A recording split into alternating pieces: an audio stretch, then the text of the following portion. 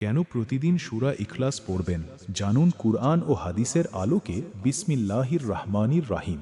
আসসালামু আলাইকুম ওয়া রাহমাতুল্লাহ। আপনি কি জানেন কুরআনের একটি ছোট্ট সূরা রয়েছে যার মর্যাদা এত বেশি যে রাসূলুল্লাহ সাল্লাল্লাহু আলাইহি ওয়াসাল্লামের বিশেষ ফজিলতের কথা বর্ণনা করেছেন।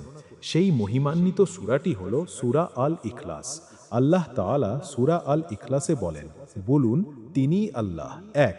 আল্লাহ অমুখাপেক্ষী, তিনি কাউকে জন্ম দেননি এবং তাকেও জন্ম দেওয়া হয়নি, আর তার সমতুল্য কেউ নেই।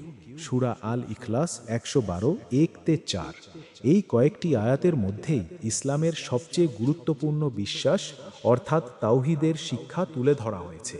তাই প্রতিদিন এই সূরা তিলাওয়াত করা আমাদের ঈমানকে দৃঢ় করতে সাহায্য করে এবং আমাদের মনে করিয়ে দেয় যে একমাত্র আল্লাহই সকল ইবাদতের যোগ্য।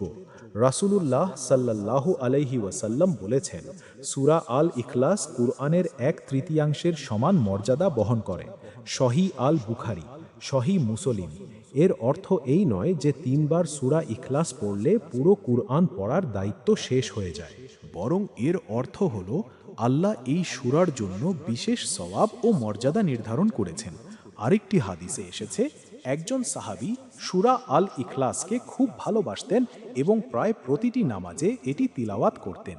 বিষয়টি রাসূলুল্লাহ সাল্লাল্লাহু আলাইহি ওয়াসাল্লামকে জানানো হলে তিনি বলেন, তার এই ভালোবাসাই তাকে জান্নাতে প্রবেশ করাবে। সহিহ আল বুখারী।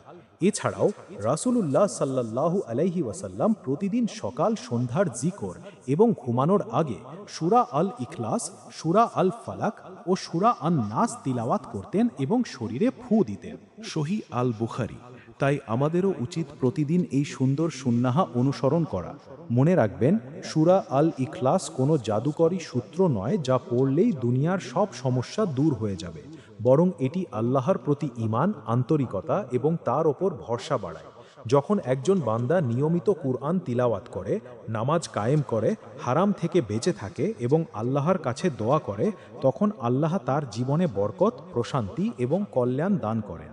আজ থেকেই চেষ্টা করুন প্রতিদিন অর্থ বুঝে সূরা আল ইখলাস তিলাওয়াত করার। নিজের পরিবারকেও এই সুন্দর আমলের প্রতি উৎসাহিত করুন। ভিডিওটি যদি আপনার ভালো লাগে তাহলে লাইক, শেয়ার এবং চ্যানেলটি সাবস্ক্রাইব করতে ভুলবেন না। আল্লাহ তাআলা আমাদের সবাইকে কুরআনের শিক্ষা অনুযায়ী জীবন পরিচালনা করার তৌফিক দান করুন। আমিন।